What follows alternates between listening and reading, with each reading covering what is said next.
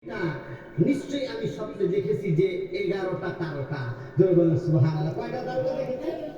11টা তারকা। ওয়া শামসা ওয়াল কমার, সূর্য এবং চন্দ্রকে দেখেছি।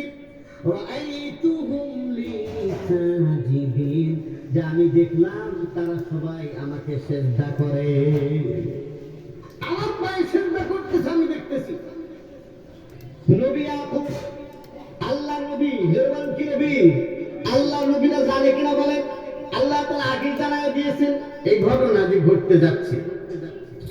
আর নবী হযরত ইয়াকুব আলাইহিস সালামের 12টা সন্তান ছিল।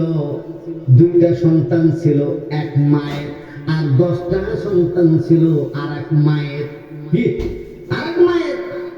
এই ইউসুফ আর বিনিয়ামিন এরা ছিল এক মায়ের, আর বাকি ইহুদা থেকে নিয়ে বাকি বহুদেশি কয়টা ছিল, এই সবগুলো ছিল আরেক মায়ের। ভাই ভাই, সব ভাইদের মধ্যে আমাদের দেশে একটা মনোমালিন্য, দূরত্ব দেখা যায়, ঠিক কিনা বলেন? আবার অনেক পরিবার বুঝাই যায় না যে এরা সৎ ভাই সৎ মা, ঠিক কিনা? বুঝাই যায় না। যারা আখলাক ভালো, চরিত্র ভালো, ভালো মানুষ, তাদের মধ্যে এটা বোঝা যায় না। এই স্বপ্ন যখন ইউসুফ আলাইহিস সালাম তার পিতা তার নবী ইয়াকুব আলাইহিস সালামের কাছে গিয়ে বললেন, তখন বললেন, বাবা এই স্বপ্নটা তোমার ভাইদেরকে বলবা না, কারণ তাদের কাছে যদি তুমি বলো তাহলে তারা তোমার বিরুদ্ধে ষড়যন্ত্র শুরু করে দিবে। এটা সাধারণ কোনো স্বপ্ন নয়, এটা সাধারণ কোনো স্বপ্ন নয়, এই জন্য এটা বলা যাবে না।